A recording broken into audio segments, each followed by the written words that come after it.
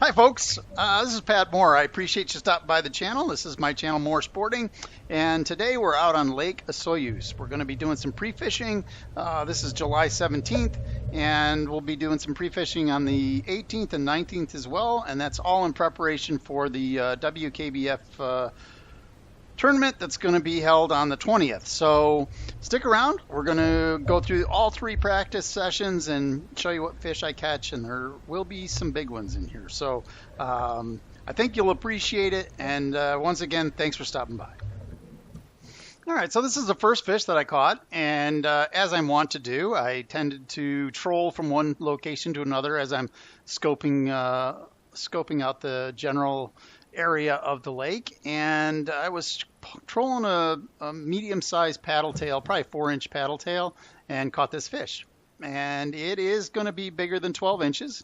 I tell that because I put it on my pedal drive cover, and I have marks on that to tell me what the length of the fish is. I'll show you a detail on that later.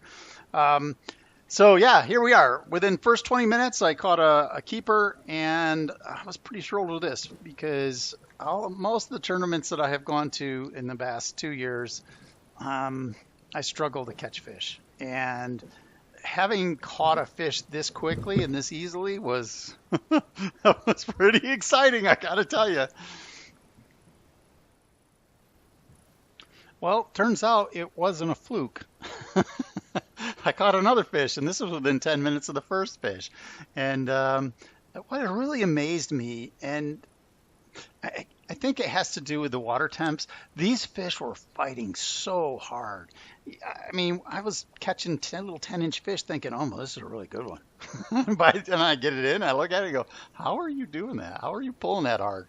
But they were very impressive. And so, yeah, I was pretty excited about just how easy it appeared to be to catch these fish. And again, this is me trolling a paddle tail and caught this guy.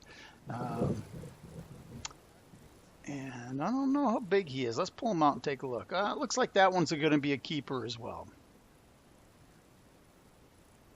The more I look at this fish, the less I think it's a keeper. But if you look at my reaction here after I put it on my faux measuring device here, I give an affirmative. So I don't know. I can't remember whether that was a keeper or not, to be perfectly honest with you.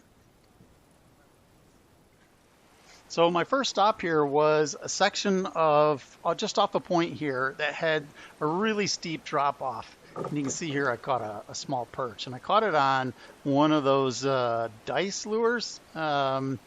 It's a homemade dice lure. I just take the Senkos when they break in half, and then I put whiskers on them.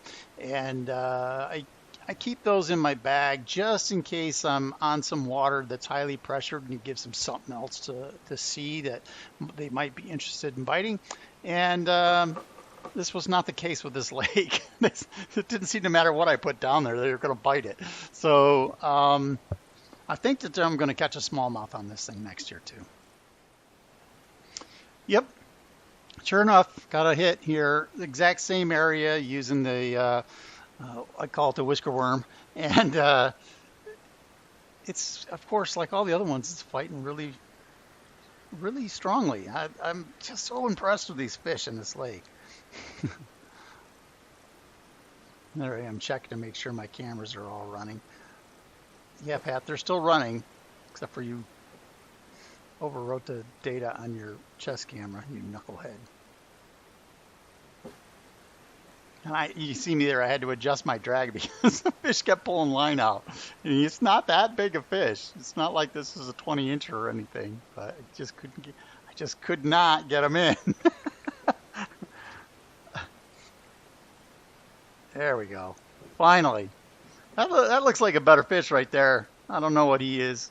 14, 15 inches probably. Maybe 16, I don't know. It was a bit of a struggle to get this fish unhooked. And he is bleeding a little bit, but it didn't look like it was a major issue there.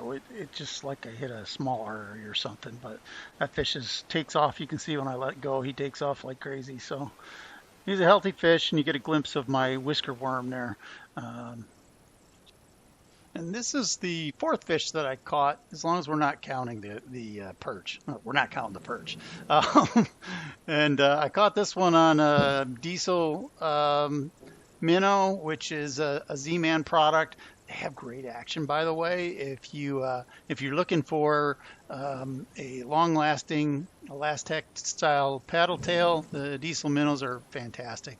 And for sure, this fish is not a keeper. So I don't even know why I'm bothering to measure him, because that way I get to drop him in the bottom of the boat and then toss him out. Yeah, he was a small one. All right, so. Yeah, we are hooked up again. This is again the diesel minnow, I believe, and I'm not sure whether I was trolling or casting this. I think I was casting it, and you know, looking back over this footage as I'm editing the video, I had no idea that I caught so many fish on the paddle tail. It was really the one lure that was really producing. You know, I didn't use it at all during the tournament. But this looks like a halfway near decent fish. I know. They're all nice fish. But what I'm interested in is keepers, because based on what I'm seeing so far here, I'm thinking I might be able to get a limit in this tournament, which should be something that's brand new for me.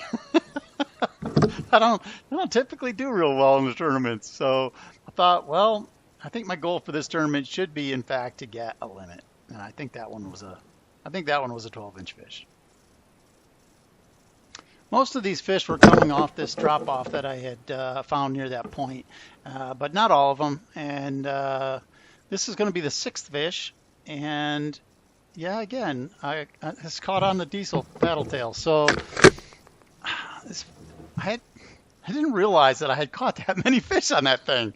I guess I should be paying better attention during my practice, because that would look like the lure of choice for the fish. And once again, looks like a halfway near decent fish. We're going to pull him out here and check his dimensions. Yeah, that's a keeper.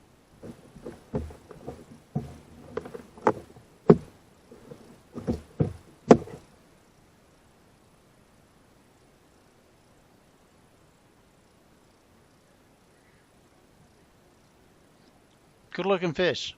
I got to run my mouth a little bit there, and then we're going to toss them back.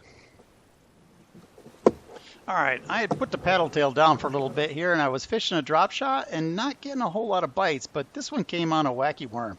I could see the fish on live scope swimming around on this. It was a really, really steep drop off here on this point, and I could see the fish swimming around down there, and they just seemed to have no interest in the drop shot. So, and I had fished both the whisker worm and a standard drop shot minnow, and they didn't want either one of those. But when I tossed this, well, it's not even wacky. It's a Texas rigged worm. It's a stick bait. I just tossed that down there, and that fish grabbed it. So there was another bait that they were perfectly happy to bite on. Well, I say that, but I did throw the wacky worm quite a bit more, and didn't get a lot of bites on it. I did get a couple other bites that I didn't catch the fish, but it didn't seem like it was going to be a high producer. And given my love affair with wacky worms, I'm surprised I didn't try a little harder, honestly. But I decided that probably put that one down. We could do better, and certainly the paddle tail had been producing. This is the 8th fish that I've caught, and I thought it was a good-sized fish here because he was pulling pretty good. And, I got it in here and realized, well, there's a reason why it was difficult, because he took kind of sideways. So I had switched it up to a crankbait. I wanted to try this because I was having a lot of success with the trolling of the paddle tail, and I've had experience with the crankbait catching bigger fish. This is not one of those bigger fish, but yeah, I was successful. They obviously were biting it. Now this fish seemed to have a lot bigger shoulders on him. He seemed to have a lot more oomph, and once I got him out to the boat, I could see why. It was a quite a bit bigger fish than what I've been catching. Yeah, this turns out to be the biggest fish that I'm going to catch on this day, and it's a decent fish. Certainly not anything that's going to help me in my year-end tournament. I think it's a 16 and a quarter, if I'm remembering correctly, 16 and a half actually, and I'm going to measure it just because I knew it was bigger than the little squeakers I've been catching, and I thought, well, let's just see what my estimations are. And I guessed it around between 16 and 17 inches, and I hit the median, right? It was 16 and a half inches. So yeah, not a massive fish, but man, if I could catch 5 of those during the tournament, I'd be pretty happy with myself. I have higher aspirations than that, but catching so many of those little guys, it's hard to fathom that you're going to be able to avoid it during the tournament. But if I can catch a bunch of those, yeah, like I said, I would be pretty happy with that.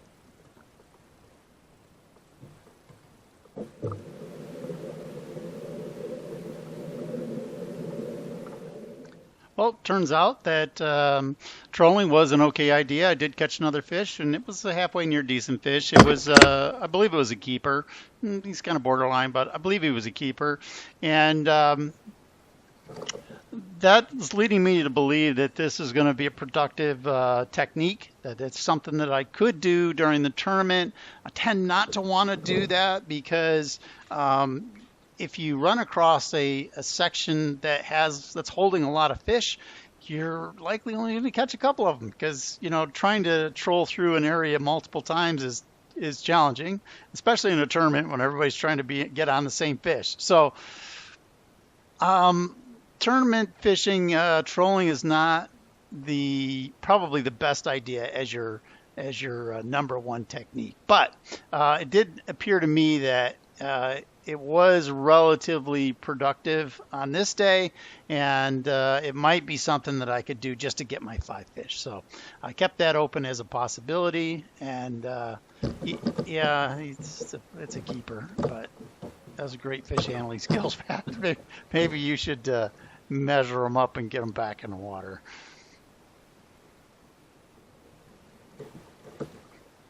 For God's sake, Pat, get a hold of him. There you go.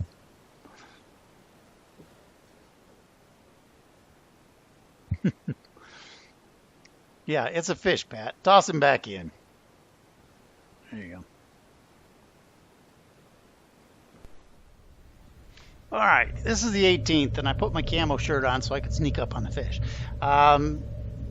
One of the things that I wanted to do on this day, I caught so many fish the previous day, and I caught them on so many different things that I really wasn't too concerned about whether I would be able to find fish or catch fish, but I did want to try to find larger fish and try a couple different techniques. One of the things I had seen on LiveScope were bait fish balls all over the lake. They were all over. But I wanted to try to catch some of those fish on drop shots just to see if I could do it. And so that's one of the things that I'm going to try on this day. And the other thing is I'm going to graph a lot more stuff. So those are the two things that I really wanted to try. And I also wanted to try fishing a jig a little bit more and a few other things. So stick around. It's going to be great. So at the south end, pretty much near the boat launch, I had noticed in that general section there that there was decent amounts of bait swimming around in that pool, that they were just swimming around there. And I had on I think it was a worm style bait on my drop shot, and it didn't take long, and I had this fish. So this is about 6:15, 6:20 in the morning. I didn't get out particularly early on this day, but once again, I'm admiring how much these little guys fight. And so yeah, I caught that fish there, and yeah, sure enough, that looks like a robo worm style bait. And measure them up, toss them back. Yep, here's another fish caught on a robo worm style bait. And generally speaking, I was finding these fish out in open water. They weren't even around weeds per se. They were generally chasing bait around. And neither one of these fish were particularly large fish. It did give me a feeling, though, that if I could find some big fish, drop shotting might be a way for me to actually catch some of them. And here's another one that I caught. This one looks like a slightly better fish. In fact, I'm actually going to grab the net because I didn't want to boat flip it. I don't know why. It's not that big, Pat.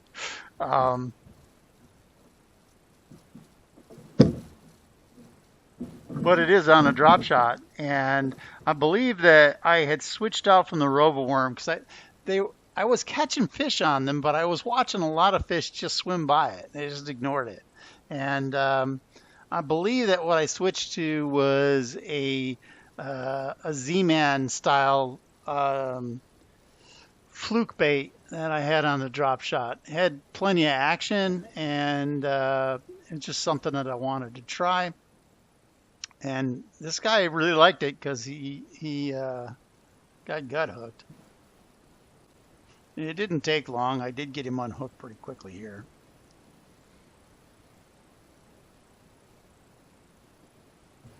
And that was a decent fish. That was probably a 15-incher. And yeah, seemed healthy enough swimming away, although he was bleeding a little bit. But those three fish did lead me to believe that drop shotting during the tournament would be an acceptable technique. It's something I could probably do.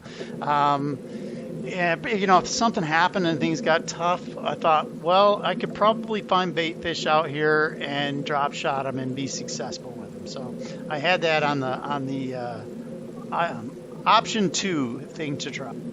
So that's pretty much the extent of the drop shotting I'm going to do. I'm going to have to move on to a different bait, just see if there's anything else out there that's going to be effective. And wouldn't you know it, here's a 18 1/4 incher that I caught, and I caught this mama on a jig.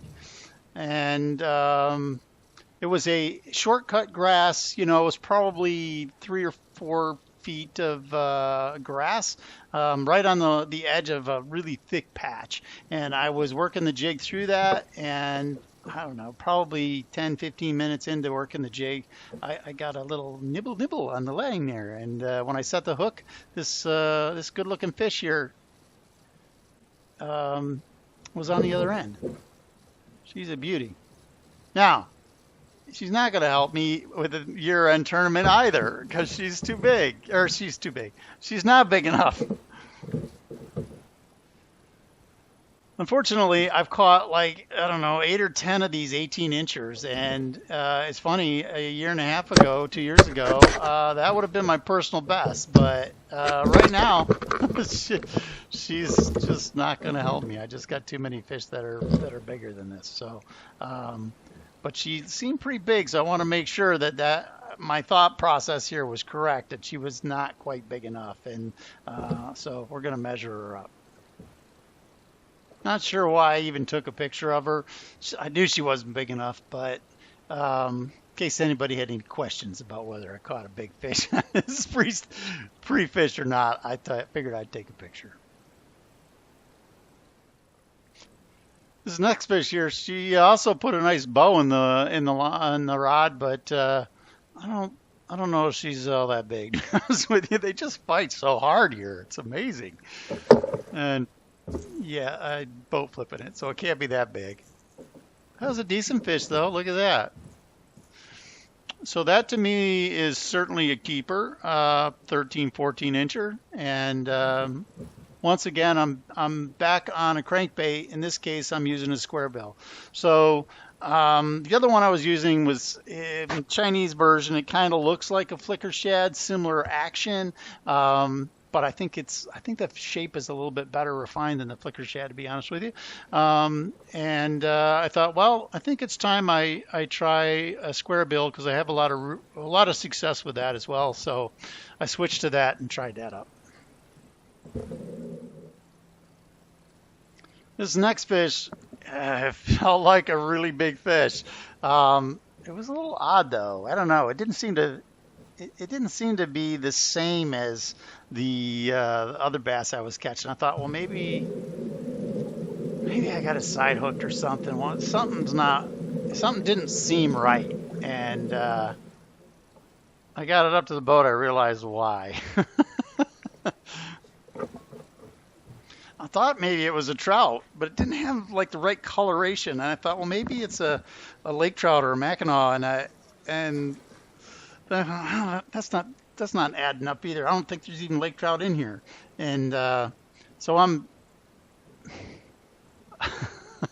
wait till I pull it out. You'll see what it is. Yeah, it's pike minnow. A lot of people caught these apparently. And that's a pretty good sized pike minnow for it's the biggest pike minnow I've ever caught anyway. So I know they get much bigger than that, but most of the ones I catch are like 14 inches, and that was way more than that. See ya, rotten little fish. All right, this next fish here is actually a bass. And I'm starting to get this feeling that trolling's not such a bad technique. Because once again, this is another keeper fish, and this little portent there, she came unhooked right as I netted her. But yeah, I'm gonna check her, make sure that she is the correct dimensions. She is. So another keeper. So probably liking this trolling thing. Yeah, this next fish kind of sealed it for me. You can see that I'm pretty giddy here. I'm smiling from ear to ear on this fish. It's pulling. I don't think I've ever experienced a fight quite like this right here. I just the fish was just ripping out drag on my bait caster, and I have those set pretty tight because I have 12, 15 pound tests on there. So, and he was just screaming to reel. I was trying to get him in, and it was a challenge. And yeah, this fish is no slouch. Let's say that. And I'm pretty thrilled at this point because I've gotten 3 or 4 fish that are keepers on the troll here, and then I had another one. The 18-incher was on a jig, so I'm starting to get into some bigger fish now. And part of what I had noticed was in this particular area right here, there was a lot of bait in that area, and this was caught right on the weeds. And so I started to develop this theory that the larger fish were going to be where a lot of the bait fish was, and that where they had easily accessible cover. And that, I think, did prove to be true. All right, this is the, I don't know, 7th or 8th fish I caught this day. I really wasn't trying to catch fish, to be honest with you. I wasn't fishing all that much. But I was in a lot of pain because I had pedaled so much this day. My butt was hurting, my legs were hurting, and I was trying to get back to the ramp. And to take my mind off the discomfort, I thought, well, I'll just put my lure in the water and just confirm that this whole trolling thing's going to work out. And yeah, not a huge fish, but it was a fish. Checking the time. I think I'm going to catch one more here. Yeah, sure enough, like 5 minutes later, I got another fish on the line. And I think after I caught this fish, I'm like, all right, I just need to start concentrating on getting to the ramp, because every time I catch a fish, the wind would blow me further from the ramp. So I was like, you're not helping your cause here. But you can see I got a smile on my face, so I guess it's an okay fish.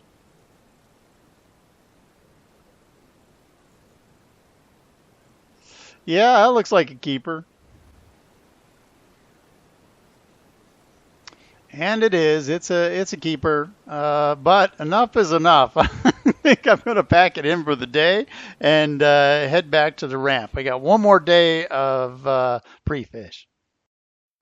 Unfortunately, I turned my cameras off when I thought I was turning them on, so this is the only photo I have of what happened on the 19th. I caught another 19-incher.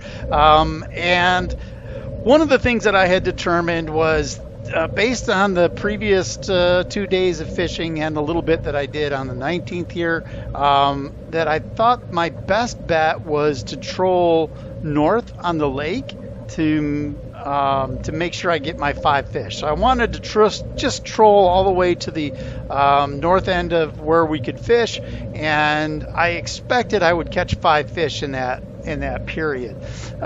So that's what my plan was, and when I got up there, I thought I would jig fish because I had 2 decent sized fish. That last 19-incher there was also on a jig. I thought that's how I was going to catch my big fish, is on a jig. So that was my plan, is to troll north, get 5 fish. When I get there, jig, and go home with a trophy.